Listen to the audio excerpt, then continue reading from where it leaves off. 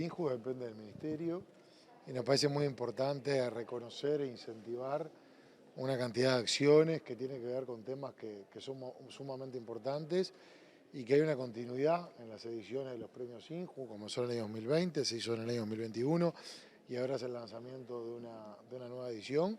Y para nosotros claramente cuando se dice joven es el futuro, en realidad joven es el presente.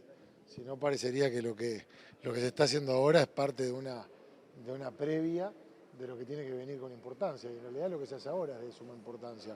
Por eso es muy importante apoyar el Instituto Nacional de la Juventud en un trabajo que se viene haciendo en áreas sumamente importantes, como el trabajo en prevención en suicidio, como el trabajo en salud mental, como lo que tiene que ver la ciudad universitaria que queremos generar en este año para que jóvenes de todo el país puedan venir a alojarse con un cupo limitado y poder dar las oportunidades de estudiar. Así que nos parece muy importante que las diferentes acciones y las diferentes iniciativas se complementen para bueno, describir lo que es una cantidad de fortalezas que tiene la juventud de hoy. ¿Cuál es la diferencia entre las ediciones anteriores de Premios INJU? Bueno, en realidad recién estábamos hablando con Felipe Porí, el director del INJU. Los temas se mantienen, básicamente, que son 6 partes distintas. Lo que cambia son los participantes y eso lo que hace es renovar la óptica de un año a otro, renovar la creatividad, renovar los planteos. Entonces, cuando cambian los protagonistas, cambian las diferentes características. Por tanto, vamos a ver qué impronta se le da a esta nueva edición.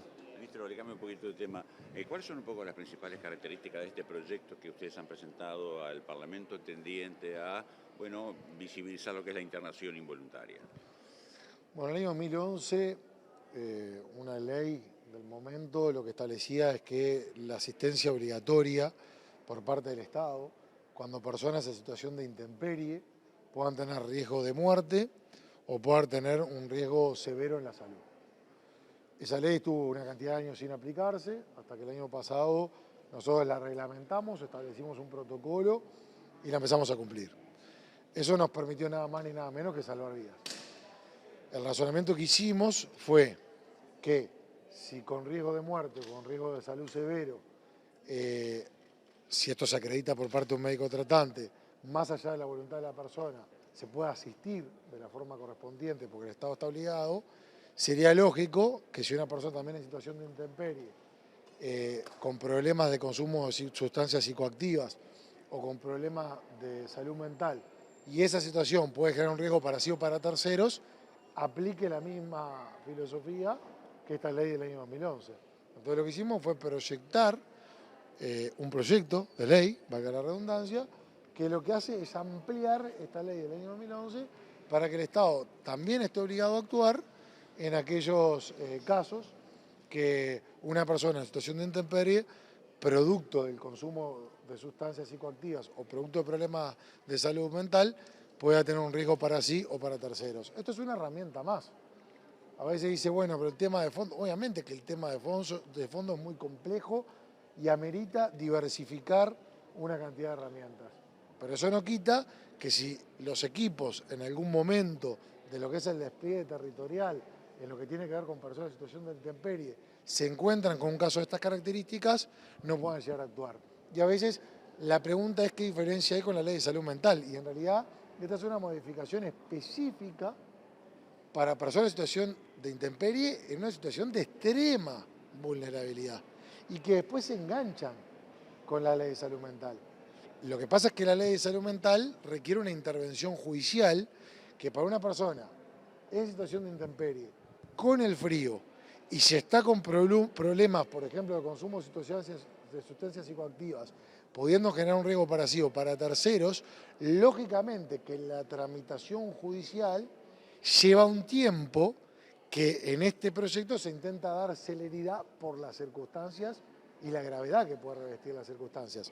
Pero una vez, si se producen todos los requisitos que se hacen referencia y se traslada a un centro de salud, después sí va a seguir el camino de la ley de salud mental, porque una vez que la persona está compensada, ya los tiempos y la necesidad de esa celeridad que le decía pasa a ser de otra forma. Ministro, ¿pero es la justicia la que evalúa o el equipo técnico del MIDES la situación? La justicia tiene que ver con la ley de salud mental en general que es una ley que aplica con características generales. Nosotros estamos refiriéndonos solamente a personas en situación de intemperie. Cuando nosotros decimos que hay una ley del año 2011 que si se detecta una persona en situación de intemperie pudiendo tener por esa situación riesgo de muerte o riesgo de problemas de salud severos, ahí se trabaja de la siguiente forma. Esta ley, como dije, estuvo 10 años sin cumplirse hasta el año pasado que la reglamentamos nosotros. Ahí es, el equipo del Ministerio de Desarrollo Social se encuentra con la situación, la ve con sospecha de que puede tratarse del marco de esas características. Entonces, ¿qué hace? Se solicita que un médico certifique esa situación. Si el médico la certifica y al certificarlo está estableciendo que hay riesgo de muerte o un riesgo de problemas de salud severo, ahí, independientemente de la voluntad de la persona, hay que actuar, claramente que hay que actuar. Porque ¿cuál es la opción de no actuar? Que la persona se pueda morir por esa situación, que la persona pueda tener un riesgo severo en su salud. Entonces, en esa cruz de camino, nosotros siempre vamos a preferir actuar. Entonces, por eso es que entendemos que esta modificación va en esa línea de la asistencia obligatoria por parte del Estado cuando se trata de personas en situación de intemperie que, producto de esas circunstancias, puedan revestir características de gravedad. ¿Se ha encontrado o sea, ¿se han resistido personas en esta situación? Esto todavía no es ley. Cuando se habla del consumo de sustancias psicoactivas que puedan generar un riesgo para sí o para tercero. Sí nos hemos encontrado, a partir de la reglamentación de la ley del año 2011, que hay casos donde la persona tiene riesgo de muerte, está certificado por un médico tratante, y que se resistieron y que ahí, con apoyo del Ministerio del Interior, se derivó a centros de salud. Creo que hablamos en todo el 2021 de al menos 9 casos. ¿Por qué digo al menos 9 casos? Porque después, al principio interveníamos entre diferentes autoridades, cuando se presentaba un caso de esas características, después se aceitó el proceso en los equipos y se fue dando naturalmente en el territorio, cosa que celebramos porque quiere decir que la articulación funcionó en todas las escalas.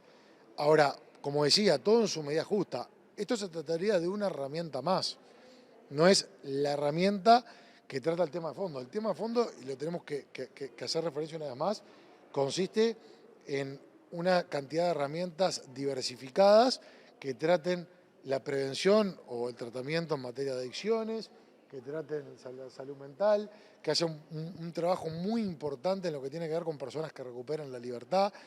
E insistimos, el Ministerio de Desarrollo Social camina en la línea de atender las causas que llevan a las personas a estar en situación de calle. Ministro, también cambiando de tema, ¿tiene el dato de cuántas personas han solicitado refugios en el MIDES en las últimas horas? Sí, nosotros de mañana estamos haciendo un reporte diario para que ustedes y la ciudadanía puedan conocer cómo está haciendo las solicitudes y cuántos cupos quedan disponibles. Ayer se alojaron 3.800 personas en el centro del Ministerio y quedaron cupos disponibles. Y se hicieron menos de 100 contactos de llamadas, o lo que se hace a través de llamadas o de líneas de WhatsApp. Un trabajo muy importante y muy activo de los equipos. Hasta el momento, en lo que ha sido el plan invierno, todos los días hubo cupos disponibles.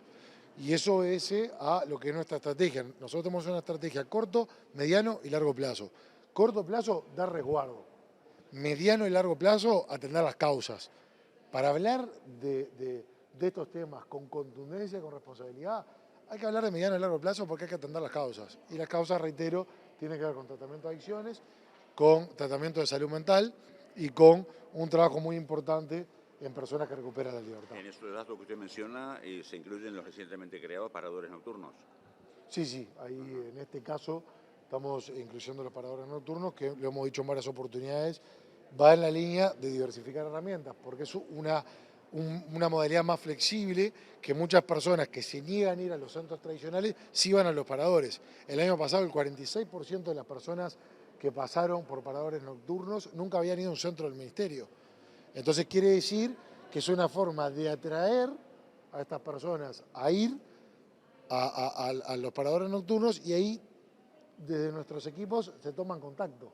Y al tomar contacto nos permite justamente trabajar en lo que recién les señalaba, que es en las causas.